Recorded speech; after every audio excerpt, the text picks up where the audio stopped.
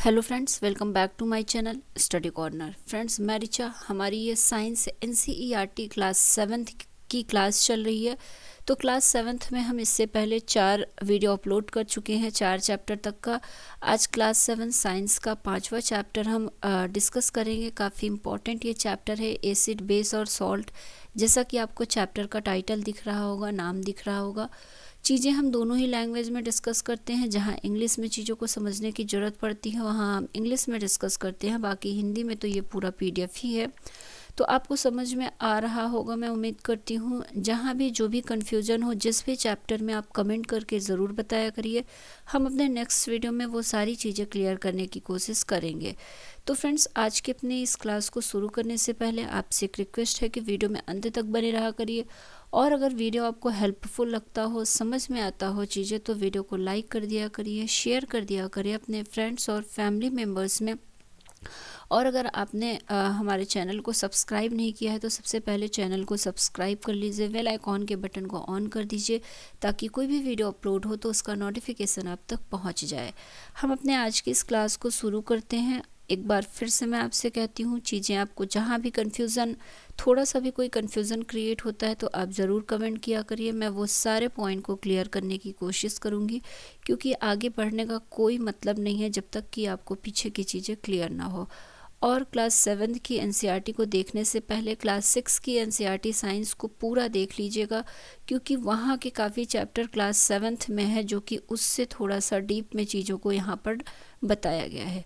तो जब तक आप बेसिक कॉन्सेप्ट को पीछे जाके नहीं समझेंगे, आगे की चीज़ें नहीं समझ में आएंगी। हम अपने आज के इस चैप्टर को शुरू करते हैं। हमारे चैप्टर का नाम है अम्ल, क्षारक और लवण, मतलब एसिड, बेसेस एंड सॉल्ट्स। तो यहाँ पे देखते हैं हमारे काम की क्या चीज़ है। यहाँ पे बताया गया है कि अब क्या एसिड होता है, क्या बेस होता है, क्या सॉल्ट होता है। तो ये सारी चीज़ें ही इस चैप्टर में डिस्कस की गई हैं। इसके बाद अब यहाँ पर आ जाते हैं अम्ल और क्षारक क्या होता है। मतलब कोई चीज़ आप देखते होंगे टेस्ट में कड़वा होता है, कोई चीज़ खट्टा होता है, तो कुछ चीज़ों को टेस्ट करके भी आप बता सकते हैं कि ये एसिड है या बेस है। लेकिन ऐसे मत टेस्ट करिएगा, क्योंकि कई चीज़ें जो एसिडिक होती हैं वो नुकसानदायक हो जाती हैं आपके लिए। तो अब यहाँ पे आगे बढ़ते हैं और हमारा यहाँ से शुरू होगा अम्ल और क्षारक, मतलब एसिड एंड बेस क्या होता है। तो दही, नींबू का रस, संतरे का रस और सिरके का स्वाद खट्टा होता है। इन पदार्थों का स्वाद खट्टा इसीलिए होता है क्योंकि इनमें एसिड होते हैं। तो अगर एसिडिक नेचर की बात की जाए, एसिडिक नेचर की प्रॉपर्टी की बात की जाए, तो बेसिकली ये टेस्ट में कैसे होते हैं, खट्टे होते हैं। ये टेस्ट में खट्टे होते हैं, तो आप बहुत आसानी से बता सकते हैं कि ये चीज़ें एसिडिक नेचर की हैं। जैसे दही हो गया, दही टेस्ट में खट्टा होता है। नींबू हो गया, संतरा हो गया, सिरका हो गया। तो इसलिए ये सारी चीज़ें खट्टी हैं, इसीलिए इन्हें एसिडिक नेचर में रखा गया है। इनमें अम्ल होते हैं, इस वजह से ये खट्टे होते हैं। ऐसे पदार्थों की रासायनिक प्रकृति कैसी होती है, एसिडिक होती है। एसिड शब्द की उत्पत्ति की बात की जाए कि एसिड शब्द आया कहाँ से है, तो इसकी उत्पत्ति लैटिन शब्द एसियर से हुई है, जिसका अर्थ है खट्टा। तो एसियर जो एसिड है वो एशियर शब्द से बना हुआ है, और एशियर का मतलब ही क्या होता है, खट्टा होता है। इन पदार्थों में पाए जाने वाले अम्ल प्राकृतिक अम्ल होते हैं। तो ये नेचुरल एसिड होते हैं, जो हमारे लिए काफ़ी फ़ायदेमंद होते हैं, नुकसानदायक नहीं होते हैं। तो ये क्या है, प्राकृतिक अम्ल होते हैं। अब इसके बाद यहाँ पर क्षार के बारे में बताया गया है, लेकिन क्षार को बताने से पहले मैं इन चीज़ों को एक बार इंग्लिश में भी बता देती हूँ, ताकि आपको, जो इंग्लिश लैंग्वेज वाले बच्चे हैं, उनके लिए थोड़ा सा आसानी हो जाए। तो यहाँ पे बताया गया है कि कर्ड हो गया, लेमन जूस हो गया, ऑरेंज जूस हो गया एंड विनेगर, इन सभी का टेस्ट कैसा होता है, सॉर होता है। These substances taste sour because they contain acids. The chemical nature of such substances is acidic. उसके बाद बताया गया है कि the word acid comes from the Latin word acer which means sour. The acid in these substances are natural acid. अब इसके बाद आपको बेस के बारे में बताया गया है कि खाने का सोडा, जिसे बेकिंग सोडा के नाम से भी जाना जाता है, इसका टेस्ट कैसा होता है। इसका टेस्ट कैसा होता है, तो इसका टेस्ट आप देखेंगे तो ये खट्टा नहीं होता है, तो इसका मतलब है कि इसमें एसिड नहीं है। इसका स्वाद कड़वा होता है। यदि आप इसके विलयन को अपनी उंगलियों के बीच रगड़ें तो यह साबुन जैसा चिकना लगता है। तो यहाँ पे अब बेस की डिफिनेशन बताई गई है कि ऐसे पदार्थ जिनका स्वाद कड़वा होता है और जो स्पर्श करने पर साबुन जैसा झाग देता है, ये क्या कहलाते हैं, ये बेस कहलाते हैं। साबुन जैसे लगते हैं, ये क्षारक कहलाते हैं। इन पदार्थों की प्रकृति कैसी होती है, बेसिक नेचर की होती है, तो ये कैसे क्षारकी कहलाते हैं। तो काफ़ी इम्पॉर्टेंट हो जाता है इसकी डिफिनेशन, सीधे सीधे डिफिनेशन ही पूछ लेता है इन चीज़ों की। तो इसके बाद अब इसकी डिफिनेशन इंग्लिश में जाना जाए तो generally substances like these which are better in taste and feel soapy on touching are known as base. The nature of such substances is said to be basic. तो ऐसे नेचर को क्या कहेंगे, basic कहेंगे। यहाँ पे एक चेतावनी दी गई है, ये भी देख ही लेते हैं कि किसी भी वस्तु को तब तक मत चखिए जब तक कि ऐसा करने के लिए आपसे कहा ना जाए। किसी भी वस्तु को तब तक स्पर्श ना करें जब तक कि ऐसा करने के लिए आपसे कहा ना जाए। अब आगे बताया गया है, हमने एसिड की डिफिनेशन देखी और बेस की डिफिनेशन देखी। यहाँ बताया गया है कि यदि हम किसी पदार्थ को चख नहीं सकते तो हमें उसकी प्रकृति कैसे ज्ञात होगी। अब जैसे यहाँ तो आपने चख के बता दिया कि एसिड क्या होता है और बेस क्या होता है, लेकिन मान लीजिए कोई ऐसा पदार्थ हो जिसे आप चख कर आप उसको चख ना पाएँ या उसको चख कर क्लैरिफाई ना कर पाएँ कि ये एसिड है या बेस है, तब उन पदार्थों को कैसे टेस्ट किया जाएगा। तो आगे वही बताया गया है, उन पदार्थों को टेस्ट करने के लिए इंडिकेटर का प्रयोग किया जाता है। कोई पदार्थ अम्लीय है अथवा क्षारकी, इसका परीक्षण करने के लिए विशेष प्रकार के पदार्थों का उपयोग किया जाता है। ये पदार्थ सूचक कहलाते हैं। सूचकों को जब अम्लीय अथवा क्षारकी पदार्थ युक्त विलयन में मिलाया जाता है तो उनका रंग बदल जाता है। हल्दी हो गया, लिटमस हो गया, गुड़हल की पंखुड़ियाँ आदि कुछ प्राकृतिक रूप से पाए जाने वाले सूचक होते हैं। तो काफ़ी इम्पॉर्टेंट ये लाइन है। इंडिकेटर कौन कौन से बेसिकली नेचुरल इंडिकेटर कौन कौन से होते हैं वो चीज़ यहाँ पर आपको बताई गई है। तो यहाँ पर क्या बताया गया है कि जो special type of substances are used to test whether a substance is acidic or basic. These substances are known as indicators. The indicator change their color when added to a solution containing an acidic or a basic substances. तो natural indicator की बात की जाए तो बताया गया है कि टर्मरिक हो गया, लिटमस पेपर हो गया, और जो हमारा चाइना रोज के पेटल्स होते हैं या जिसे गुड़हल बोला जाता है, ये कुछ चीज़ें हैं जो कि नेचुरल इंडिकेटर के तौर पे यूज की जाती हैं। अब आगे ये जो लिस्ट दिख रही है ये काफ़ी इम्पॉर्टेंट है। यहाँ से आप किसी भी एग्ज़ाम में बैठने वाले होंगे, एक क्वेश्चन 100% देखने को मिल जाता है। तो इसको रट लीजिए, समझ लीजिए, जैसे भी आपको ये चीज़ें समझ में आए। तो अब यहाँ पर बताया गया है कि जैसे हमने ये तो जान लिया एसिड और बेस, लेकिन अब उन एसिड के नाम क्या होते हैं, किन चीज़ों में कौन सा एसिड पाया जाता है, ये नाम पूछ लेता है। क्योंकि ये तो बताना बहुत आसान हो जाता है कि ये पदार्थ एसिड है या बेस, पर इसमें कौन सा एसिड है कौन सा बेस है ये पूछा जाता है क्वेश्चन। तो यहाँ पर एसिड का नाम दिया गया, जैसे हमने बताया कि सिरका एसिडिक नेचर का होता है, तो सिरके में एसिटिक अम्ल पाया जाता है, इसकी वजह से ये एसिडिक नेचर का होता है। तो सिरके में पूछेगा कौन सा अम्ल होता है, कौन सा एसिड पाया जाता है, तो एसिटिक अम्ल होता है। चींटी जो हमें चींटी काटती है रेड कलर की हो जाती है और थोड़ी देर तक हमें खुजलाहट होती है, तो वो इसलिए होती है क्योंकि चींटी के अंदर जो है वो फॉर्मिक एसिड होता है, और जब वो किसी को काटती है तो वो स्किन में उस फॉर्मिक एसिड को इंजेक्ट कर देती है, जिसकी वजह से वो हमें खुजलाहट होती है। तो चींटी के डंक में फॉर्मिक एसिड पाई जाती है। काफ़ी इम्पोर्टेंट ये क्वेश्चन है।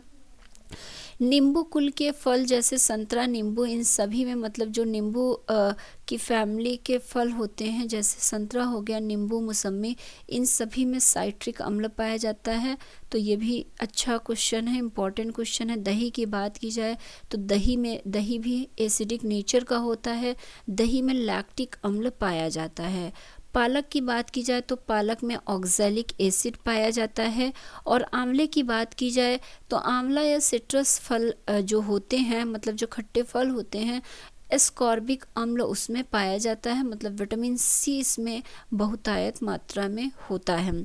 इमली, अंगूर और कच्चे आम की बात की जाए तो टार्टरिक एसिड इसमें पाया जाता है। काफ़ी इम्पॉर्टेंट ये एसिडिक नेचर वाले जो ये फल हैं, सब्जियां हैं, और इसमें कौन सा एसिड पाया जाता है ये है। तो बार बार कहूँगी, इस लिस्ट को जिस भी तरह आपको समझ में आए इसको याद कर लीजिएगा।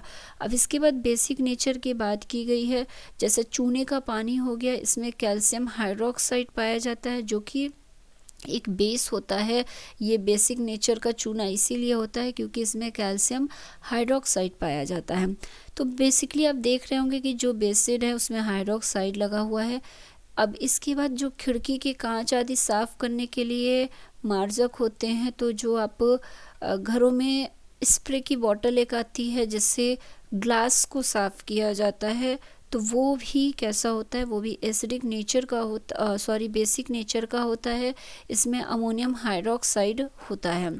साबुन की बात की जाए जो आप डेली नहाने में यूज करते हैं, ये भी बेसिक नेचर का होता है। साबुन में सोडियम हाइड्रोक्साइड और पोटेशियम हाइड्रोक्साइड नामक बेस पाए जाते हैं। मिल्क ऑफ मैग्नीशिया या इसे दूधिया मैग्नीशियम कहते हैं, मिल्क ऑफ मैग्नीशिया में मैग्नीशियम हाइड्रोक्साइड पाया जाता है। तो इतना टफ नहीं है, एक दो बार इन चीज़ों को पढ़ेंगे तो याद हो जाएगा, लेकिन काफ़ी इम्पॉर्टेंट है इसलिए इसको आप समझ के रट लीजिएगा। अब आगे आते हैं, और लिटमस हमने बताया कि यहाँ पर लिटमस जो है वो एक नेचुरल इंडिकेटर का कार्य करता है। ये आपको बताने का कार्य करता है कि कोई भी पदार्थ एसिड है या बेस है। तो अब यहाँ पर लिटमस पेपर के बारे में बताया गया है कि सबसे सामान्य रूप से उपयोग किया जाने वाला प्राकृतिक सूचक जो है वो लिटमस होता है। तो आप भी स्कूल में जब रहे होंगे और प्रैक्टिकल किए होंगे स्कूल में, हाई स्कूल या इंटर में, तो वहाँ पर आप लिटमस पेपर का यूज ज़रूर किए होंगे। तो जो नेचुरल ज़्यादा यूज होने वाला जो प्राकृतिक इंडिकेटर होता है वो लिटमस पेपर ही होता है। इसी का यूज स्पेशली लैब में किया जाता है। इसे लाइकेनों से निष्कर्षित किया जाता है। तो ये जो लिटमस पेपर होता है इसको लाइकेन से बनाया जाता है। आसुत जल में इसका रंग नील शोण होता है। जब इसे अम्लीय विलयन में मिलाया जाता है तो यह लाल हो जाता है। तो यहाँ पे बताया गया है कि जो लिटमस पेपर है इसका रंग जो है ये नील सोण या माव होता है, लेकिन जैसे ही इस लिटमस पेपर के ऊपर आप 1 या 2 ड्रॉप एसिड का डालेंगे तो ये तुरंत से रेड हो जाता है। तो अगर लिटमस पेपर में आप क्या डाल रहे हैं आपको नहीं पता है वो एसिडिक नेचर का है या बेसिक नेचर का है, लेकिन जैसे ही उस ड्रॉप को लिटमस पेपर में डालते हैं और उसका कलर जो है वो रेड कलर का हो जाता है, तो इसका मतलब है कि वो जो सोल्यूशन आपने लिया हुआ है वो एसिडिक नेचर का है। यही यहाँ पे बताया गया है। और अगर बेसिक विलयन उस लिटमस पेपर में डाला जाता है तो वह ब्लू कलर का हो जाता है। तो एसिड और बेस की यही पहचान है कि अगर लिटमस पेपर में कोई आप एसिडिक सोल्यूशन डालते हैं तो लिटमस पेपर का कलर जो है वो रेड हो जाएगा, और अगर आप बेसिक सोल्यूशन डाल रहे हैं तो लिटमस पेपर का कलर ब्लू हो जाएगा। तो बेसिक से ब्लू याद कर लीजिए तो आसान होगा, इसे कोरिलेट करेंगे। बीबी बेसिक क्षारी को बेसिक बोलते हैं और ब्लू कलर हो जाता है, तो इस तरह से कोरिलेट करके याद कर सकते हैं। यह विलयन के रूप में अथवा कागज की पट्टियों के रूप में उपलब्ध होता है जिन्हें लिटमस पत्र कहते हैं। सामान्यतः यह लाल और नीले लिटमस पत्र के रूप में उपलब्ध होता है। तो 2 कलर का लिटमस पेपर होता है। यहाँ पे 2 इमेज दी गई है। ये पहला एक लाइकेन है जिससे लिटमस पेपर बनता है वो बताया गया है, और दूसरा ये आपको लिटमस पेपर दिखाया है। ये सारा आप लोगों ने अपने स्कूल टाइम में प्रैक्टिकल में ज़रूर किया होगा और ये देखा भी होगा लिटमस पेपर। तो ये 2 कलर के लिटमस पेपर मेनली मिलते हैं, एक रेड और एक ब्लू कलर का। तो ये तो यहाँ पर लिटमस पेपर के बारे में बताया। एक बार मैं इन चीज़ों को आपको इंग्लिश में भी बता देती हूँ क्योंकि यहाँ पर थोड़ा सा टफ हिंदी लिखी हुई है लिटमस के लिए। तो यहाँ पे बताया गया है कि the most commonly used natural indicator is litmus, ये हमने देख ही लिया था।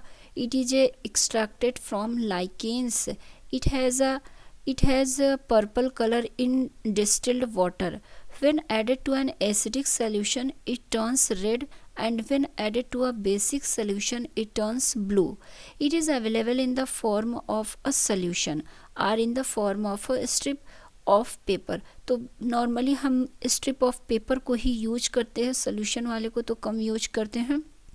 तो वही चीज़ें बताई गई हैं कि ये दो तरह से दो फॉर्म में अवेलेबल होता है।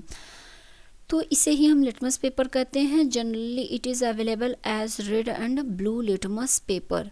तो ये चीज़ें देख लिया यहाँ पे। अब आगे बढ़ते हैं। और हाँ, यहाँ पर एक चीज़, ये सारी चीज़ें अब जैसे एसिटिक अम्ल को आप हिंदी या इंग्लिश में कहेंगे तो ये दोनों ही फॉर्म में यही नाम होता है, इसकी कोई हिंदी या इंग्लिश नहीं होती है। इसे हम एसिटिक अम्ल, फॉर्मिक अम्ल, लैक्टिक अम्ल इसी नाम से जानते हैं। तो जो भी केमिकल नेम होते हैं उनका एक ही नाम होता है, तो उसके लिए परेशान मत होइएगा। अब इसके बाद यहाँ पर एक टेस्ट दिया हुआ है, तो ये चीज़ें हमारे काम की नहीं है। यहाँ पर ये चीज़ देख लेते हैं।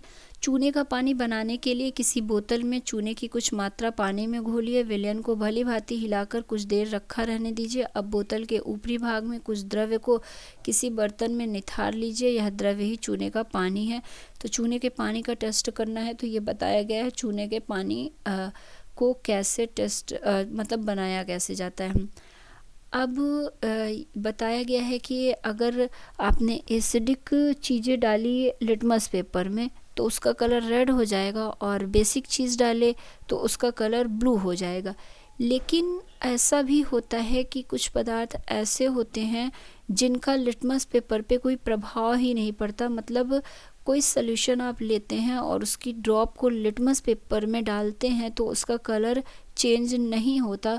तो ऐसे पदार्थों को हम किन कैटेगरी में रखेंगे, क्योंकि वो ना तो अब एसिडिक नेचर शो कर रहा है और ना ही बेसिक नेचर शो कर रहा है।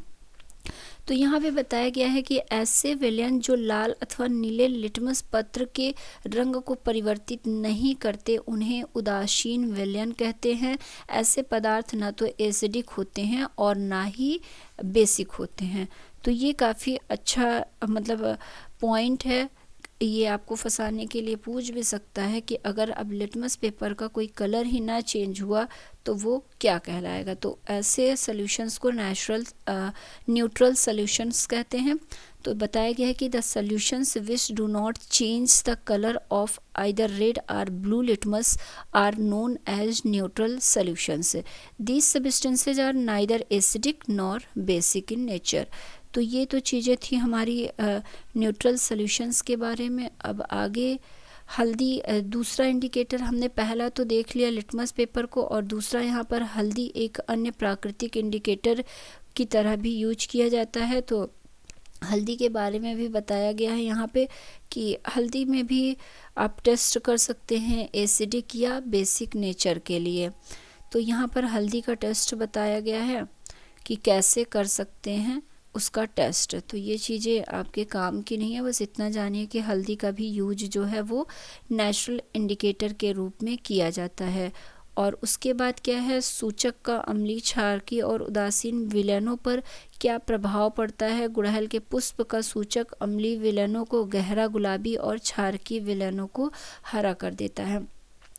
तो गुड़हल को भी हमने एक नेचुरल इंडिकेटर के रूप में जाना है कि जैसे लिटमस पेपर, हल्दी और गुड़हल ये तीनों ही नेचुरल इंडिकेटर के रूप में यूज होता है। अब गुड़हल की बात की जाए तो गुड़हल में जो गुड़हल की पत्ती होती उसका जो पार्ट होता है उसमें अगर टेस्ट करना है गुड़हल के पुष्प वाले पार्ट में तो क्या करेंगे, एसिडिक विलयन अगर आप डालेंगे उसमें तो क्या होगा कि वो गहरा गुलाबी कलर का हो जाएगा, और अगर बेसिक विलयन डालते हैं तो वो ग्रीन कलर का हो जाता है। तो इस तरह से गुड़हल के फ्लावर में अलग कलर आप देख रहे हैं एसिडिक और बेसिक नेचर के लिए। लिटमस पेपर में आपने रेड और ब्लू कलर देखा, और यहाँ पर क्या देखा, गहरा गुलाबी देखा, मतलब डार्क पिंक कलर। और अगर एसिडिक है तो वो डार्क पिंक कलर हो जाएगा, बेसिक है तो वो ग्रीन कलर का हो जाएगा। तो इस तरह से यहाँ हल्दी का भी दिया होगा कि हल्दी में भी कैसे कलर चेंज होता है एसिडिक और बेसिक नेचर होने पे, तो इसको देख लीजिएगा। इसके बाद आगे आते हैं और अब आगे जो टेस्ट है वो देखते हैं। यहाँ पर ये गुड़हल का दिया हुआ है पुष्प, तो गुड़हल का पुष्प और उससे तैयार किया गया इंडिकेटर है। तो ये 3 चीज़ें हैं। तो एसिडिक के लिए हमने क्या बताया, डार्क पिंक कलर का हो जाएगा और बेसिक के लिए ग्रीन कलर का हो जाएगा। तो इस तरह से ये हो गया और ये गुड़हल के पुष्प का जो एक सॉल्यूशन है वो बना लिया गया है। तो सॉल्यूशन से भी आप टेस्ट कर सकते हैं। अब इसके बाद देख लेते हैं कि क्या इम्पोर्टेंट है। अब आगे उदासीनीकरण का टेस्ट दिया हुआ है, तो उदासीनीकरण का टेस्ट भी इम्पॉर्टेंट है। आगे की चीज़ें अब काफ़ी इम्पॉर्टेंट है क्योंकि वो चीज़ें तो तब भी थोड़ी सी नॉर्मल चीज़ें थी जो आपको पता होगा, लेकिन अब एक केमिकल रिएक्शन कैसे किया जाता है वो चीज़ें आगे बताई गई हैं। तो हमारा जो नेक्स्ट हेडिंग है वो है क्या, न्यूट्रलाइजेशन। तो इसको हम देखेंगे। यहाँ पर बताया गया है कि अम्ल जो है वो नीले लिटमस को लाल कर देता है और क्षार जो है वो लाल लिटमस को नीला कर देता है। तो ये तो हमने पढ़ लिया है कि एसिड जो है वो turn blue litmus red and base जो है वो टर्न रेड लिटमस ब्लू। तो ये चीज़ें हमने ऊपर देख ली है और ये लाइन बिल्कुल रट लीजिएगा, इम्पॉर्टेंट है। अब बताया गया है कि हम उस सूचक का उपयोग करने जा रहे हैं जिसका आपने अभी तक उपयोग नहीं किया, इसे फिनोल्फ्थेलीन कहते हैं। तो हमने 3 तो नेचुरल इंडिकेटर को ऊपर देख लिया, एक गुड़हल की पंखुड़ियाँ हो गई और हल्दी हो गया और लिटमस पेपर, ये 3 हमारे नेचुरल इंडिकेटर थे। लेकिन अब केमिकल इंडिकेटर की बात की जाए तो फिनोल्फ्थेलीन हमारा जो है ये केमिकल इंडिकेटर होता है। अब इससे कैसे हम एसिड और बेस का टेस्ट करेंगे ये बताया गया है आगे।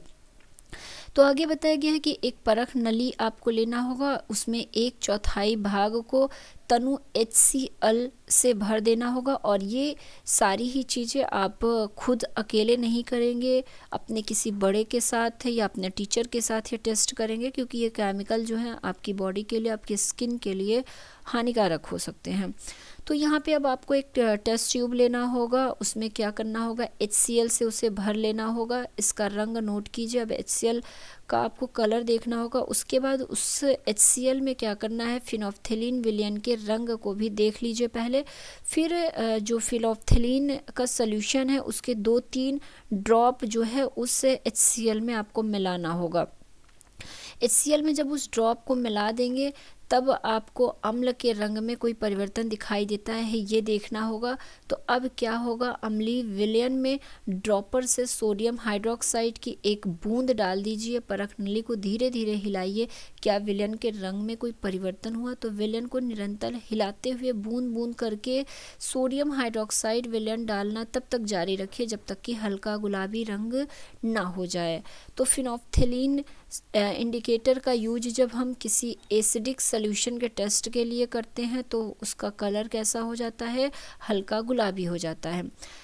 3 चीज़ों की ज़रूरत पड़ती है एसिडिक नेचर को टेस्ट करने के लिए। एक तो फिनोल्फ्थेलीन जो कि इंडिकेटर हो गया, और हमारा एसिड का टेस्ट कर रहे हैं तो एसिडिक नेचर का कोई चीज़ लेना है तो HCl का यूज किया गया, और उसके बाद उसमें सोडियम हाइड्रोक्साइड विलयन को डाला गया है। तो इन 3 चीज़ों का टेस्ट, ये 3 चीज़ों से ये टेस्ट हो रहा है, ये ध्यान रखिएगा। सीटेट एग्ज़ाम में ये टेस्ट कई बार पूछा हुआ है। तो तनु हाइड्रोक्लोरिक अम्ल की 1 बूंदे और मिलाइए। आप क्या देखते हैं, क्या विलयन पुनः रंगहीन हो जाता है। फिर से सोडियम हाइड्रोक्साइड जो है वो सोडियम हाइड्रोक्साइड की 1 बूंद मिलाइए। तो क्या आप चेंज देखते हैं, विलयन पुनः गुलाबी हो जाता है। तो मेन तो पॉइंट यहाँ पर है कि इससे स्पष्ट होता है जब विलयन क्षारकीय होता है तो फिनोल्फ्थेलीन गुलाबी रंग देता है, इसके विपरीत जब विलयन अम्लीय होता है तो यह रंगहीन हो जाता है। तो सॉरी, ऊपर मैंने थोड़ा सा गलत बता दिया था। यहाँ पर क्या है कि जब विलयन बेसिक नेचर का होगा तो फिनोल्फ्थेलीन पिंक कलर का हो जाएगा, लाइट पिंक कलर का हो जाएगा। लेकिन अगर हमारा विलयन जो है वो एसिडिक होगा तो फिनोल्फ्थेलीन क्या हो जाएगा, कलरलेस हो जाएगा। तो यहाँ पे फिनोल्फ्थेलीन को लिया गया, एसिडिक जो HCl है वो एसिडिक नेचर का टेस्ट करने के लिए लिया जाएगा। जैसे ही आप फिनोप्थलीन की कुछ ड्रॉप HCl वाले टेस्ट ट्यूब में डालेंगे तो क्या होगा, उसका कलर बिल्कुल से मतलब रंगहीन हो जाएगा, कोई कलर ही नहीं रहेगा। तब समझ लेंगे कि वो कैसा है, ये एसिडिक नेचर का है, जैसा कि ये इसमें दिखाया गया है। और बेसिक नेचर के लिए यहाँ पे किस चीज़ का प्रयोग किया गया है, सोडियम हाइड्रोक्साइड का प्रयोग किया गया है। सोडियम हाइड्रोक्साइड के अंदर जब आप इस फिनोप्थलीन इंडिकेटर को डालेंगे तो इसका कलर इस तरह से लाइट पिंक का हो जाएगा। तो इससे ये प्रूफ होता है कि ये क्या है, हमारा एसिड नेचर का है। तो ये चीज़ें हो गई हमारी, मतलब ये बेसिक नेचर का हो गया। तो यहाँ से ये चीज़ें देख ली हैं कि जब किसी अम्लीय विलयन में क्षारकीय विलयन मिलाया जाता है तो दोनों विलयन एक दूसरे के प्रभाव को उदासीन कर देते हैं। जब किसी अम्ल और क्षारक के विलयन को उचित मात्रा में मिलाया जाता है तो विलयन की प्रकृति ना तो अम्लीय रहती है और ना ही क्षारीय रहती है। अब क्या हुआ, मान लीजिए इस टेस्ट ट्यूब में एसिड है, HCl है, इसमें आपने फिनोप्थलीन मिलाया, बाद में इसमें ये क्षार भी मिला दिया, तो देखेंगे कि इसका पूरा कलर जो है वो कलरलेस हो जाएगा। तो यही चीज़ें यहाँ पे बताई गई हैं कि एसिड और बेस जब एक दूसरे में मिलते हैं तो क्या होता है, ये दोनों ही अपना नेचर खो देते हैं और ये न्यूट्रल हो जाते हैं। तो इस प्रकार बना विलयन ना तो अम्लीय होता है ना ही क्षारकीय। उदासीनीकरण के तत्काल बाद परख नली को स्पर्श करें, आपको क्या अनुभव होगा। तो जैसे ही ये सॉल्यूशन जो है वो उदासीन हो जाएगा, न्यूट्रल हो जाएगा, तो इसमें से सदैव ऊष्मा निकलती है, मतलब आपको वो ये जो टेस्ट ट्यूब है ये छूने में गर्म फील होगा। तो यही बताया गया है कि उदासीनीकरण अभिक्रिया में सदैव ऊष्मा जो है वो निकलती है, अर्थात निर्मुक्त होती है। निर्मुक्त ऊष्मा से अभिक्रिया मिश्रण का ताप बढ़ जाता है। फिर बताया गया उदासीनीकरण की अभिक्रिया में नया पदार्थ निर्मित होता है जो लवण कहलाता है। लवण अम्लीय, क्षारकीय अथवा उदासीन प्रकृति का हो सकता है, अतः उदासीनीकरण को निम्न रूप से परिभाषित किया जा सकता है। किसी अम्ल और किसी क्षारक के बीच होने वाली अभिक्रिया उदासीनीकरण कहलाती है। इस प्रक्रम में ऊष्मा के निर्मुक्त होने के साथ साथ लवण और जल निर्मित होता है। तो काफ़ी इम्पोर्टेंट ये लाइन है, इसको आपको समझना है। इन चीज़ों को इम्पॉर्टेंट है क्योंकि ये एग्ज़ाम के पॉइंट ऑफ व्यू से। तो यहाँ पे क्या बताया गया है, यहाँ पे बताया गया है कि in neutralization reaction a new substances is formed, this is called salt, इसे ही सॉल्ट कहते हैं। ऊपर हमने एसिड बेस देखा, यहाँ सॉल्ट या लवण की डिफिनेशन बताई जा रही है। तो सॉल्ट में भी एसिडिक, बेसिक और न्यूट्रल इन नेचर। तो काफ़ी इंपॉर्टेंट है, जो सॉल्ट होता है वो एसिडिक नेचर का भी हो सकता है, बेसिक नेचर का भी और न्यूट्रल नेचर का भी हो सकता है। तो 10 neutralization can be defined as follows, यहाँ पे इसकी डिफिनेशन दी गई। एग्जैक्ट डिफिनेशन जो होती है, the reaction between N acid and a base is known as neutralization. Salt and water are produced in this process with the evolution of heat. तो यहाँ से हीट जो है वो निकलती है, मतलब ऊष्मा के निर्मुक्त होने के साथ साथ हीट निकलेगी, लवण और जल भी निर्मित होता है। आगे रिएक्शन दिया गया होगा एक आपको, ये रिएक्शन है। तो यहाँ पे एसिड है, एसिड में अगर बेस को मिला दिया जाएगा तो क्या होगा, सॉल्ट और वाटर का निर्माण होगा और यहाँ से हीट इज़ इवॉल्व, मतलब हीट भी निकलेगी। ये तो एक बेसिक कॉन्सेप्ट है। अब यहाँ पर एक अम्ल ले लेते हैं, जैसे कि HCl जो कि एक स्ट्रॉन्ग एसिड नेचर का होता है और सोडियम हाइड्रोक्साइड बेसिक नेचर का होता है। तो इन दोनों को, ये एसिड हो गया, ये बेस हो गया, जब इन दोनों को एक दूसरे में ऐड करेंगे तो लवण का निर्माण होता है, मतलब सॉल्ट का निर्माण होता है। तो सोडियम क्लोराइड या NaCl जो है ये क्या है, हमारा सॉल्ट है, सॉल्ट बन गया और वाटर और हीट निकल गया। तो ये रिएक्शन भी याद रखिएगा, काफ़ी इम्पोर्टेंट ये रिएक्शन है। कंप्लीट द फॉलोइंग करके आ जाता है रिएक्शन में ये वाला। अब आगे बढ़ने से पहले पीछे यहाँ हम चीज़ों को छोड़ के आए हैं, ये चीज़ देख लेते हैं। यहाँ एसिड रेन के बारे में बताया गया है, तो थोड़ा सा एसिड रेन को भी जानते हैं कि क्या यहाँ पर इस लिस्ट में दिया गया है। तो एसिड रेन की बात की जाए तो यहाँ पर बताया गया है कि क्या आप अम्ल वर्षा शब्द से परिचित हैं? क्या आपने कभी अम्ल वर्षा के क्षतिकारी प्रभावों के बारे में सुना है? जैसा कि नाम से पता चलता है, जब वर्षा जल में अम्ल की मात्रा अत्यधिक होती है तो वह अम्ल वर्षा कहलाती है। वर्षा जल में ये अम्ल कहाँ से आते हैं? वर्षा जल अम्लीय इसीलिए हो जाता है क्योंकि कार्बन डाइऑक्साइड, सल्फर डाइऑक्साइड और नाइट्रोजन ऑक्साइड जैसी गैसें जो वायु में प्रदूषकों के रूप में निर्मुक्त होती हैं, वर्षा जल में घुलकर क्रमशः जो कार्बन डाइऑक्साइड है वो कार्बोनिक अम्ल में चेंज हो जाता है, जो सल्फर डाइऑक्साइड है वो सल्फ्यूरिक अम्ल में चेंज हो जाता है और जो नाइट्रोजन डाइऑक्साइड है वो नाइट्रिक अम्ल में चेंज हो जाता है। तो ये तीनों ही एसिडिक नेचर की हो गई और जब ये बारिश के रूप में गिरती हैं तो इसे ही हम एसिड रेन कहते हैं। और ये एसिड रेन बहुत ही हानिकारक होती है भवनों के लिए, फसलों के लिए, ऐतिहासिक इमारतों के लिए, पौधों और जंतुओं के लिए, क्योंकि ये काफ़ी क्षति पहुंचाती है इन सभी चीज़ों को। अब आगे दैनिक जीवन में उदासीनीकरण के उदाहरण आप देख लीजिए। जो न्यूट्रलाइजेशन है इसका एग्जाम्पल है, देखने को बोल रहा है दैनिक के जीवन में। तो सबसे पहले अपाचन, मतलब जो आपका खाना डाइजेस्ट नहीं होता उसके बारे में बताया गया है। इनडाइजेशन, ये भी हमारा उदासीनीकरण का ही एग्जाम्पल है। तो यहाँ पे बताया गया है कि हमारे आमाशय में HCl अम्ल पाया जाता है, ठीक है। तो HCl ये एसिडिक नेचर का हो गया, यह भोजन के पाचन में हमारी सहायता करता है।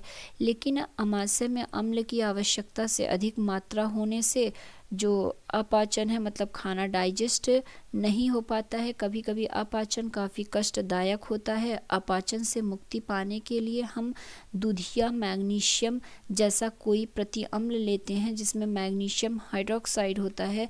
यह अत्यधिक अम्ल के प्रभाव को उदासीन कर देता है।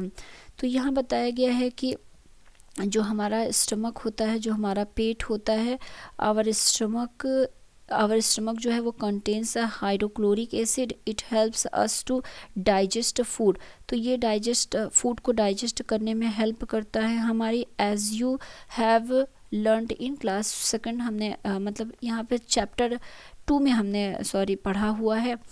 But too much of acid in the stomach causes indigestions. Sometimes indigestions is painful. To relieve indigestions हम एक एंटासिड यूज करते हैं, जैसे कि milk of magnesia which contains magnesium hydroxide. It न्यूट्रलाइजेज the effect of excessive acid. तो ये जो है हमारा मैग्नीशियम हाइड्रोक्साइड, ये अत्यधिक अम्ल के प्रभाव को उदासीन कर देता है। दूसरा, हमने चींटी के डंक में भी देखा कि फॉर्मिक एसिड पाया जाता है इसमें। तो चींटी के डंक में फॉर्मिक अम्ल होता है। जब चींटी काटती है तो यह त्वचा में अम्लीय द्रव्य डाल देती है।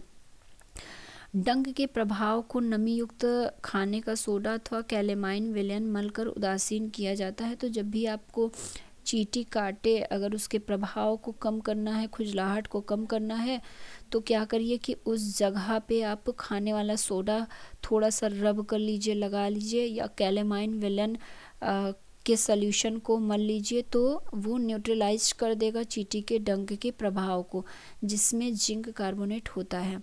तो ये था आप किसी भी एसिडिक नेचर को कैसे न्यूट्रलाइज कर सकते हैं। तो उसमें बेस मिला के उसे बहुत आसानी से न्यूट्रलाइज कर सकते हैं।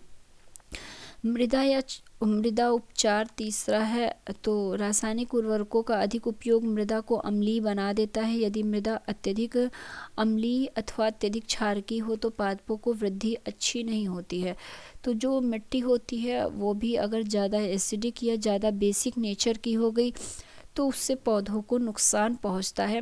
तो जब मृदा अत्यधिक एसिडिक हो जाए तो उसे बिना बुझा हुआ चूना या कैल्शियम ऑक्साइड अथवा बुझा हुआ चूना जैसे क्षारकों से उपचारित किया जाता है। तो जब मिट्टी जो है वो एसिडिक नेचर की ज़्यादा हो जाती है तो किसान लोग क्या करते हैं, उसमें कैल्शियम ऑक्साइड या कैल्शियम हाइड्रोक्साइड को मिला देते हैं, जिससे वो न्यूट्रल हो जाता है।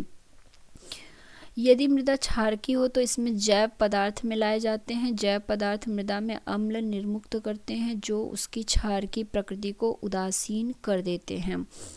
तो ये था मिट्टी के बारे में। अब कारखानों का अपशिष्ट के बारे में बताया गया है कि अनेक कारखानों के अपशिष्ट में अम्लीय पदार्थ मिश्रित होते हैं। यदि ऐसे अपशिष्ट पदार्थों को सीधे ही जलाशयों में बहने दिया जाए तो मछली और अन्य जलीय जीवों को अम्ल नष्ट कर सकते हैं। अतः कारखाने के अपशिष्ट को जलाशयों में विसर्जित करने से पहले क्षारकीय पदार्थ मिलाकर उदासीन किया जाता है। तो जो कारखानों से कूड़ा कचरा निकलता है, चीज़ें जो निकलती हैं, उसे डायरेक्ट नदियों में या तालाबों में नहीं प्रवाहित किया जाता है, वरना वो इतना ज़्यादा एसिडिक नेचर की होती हैं। अगर उसे डायरेक्ट नदियों में प्रवाहित कर दिया जाए तो जो नदियों में जीव जंतु होते हैं, जो जीव पाए जाते हैं, जैसे मछली इत्यादि जो जलीय जीव होते हैं, वो इस एसिडिक नेचर के प्रभाव से मर सकते हैं, हानि उन्हें पहुंच सकती है।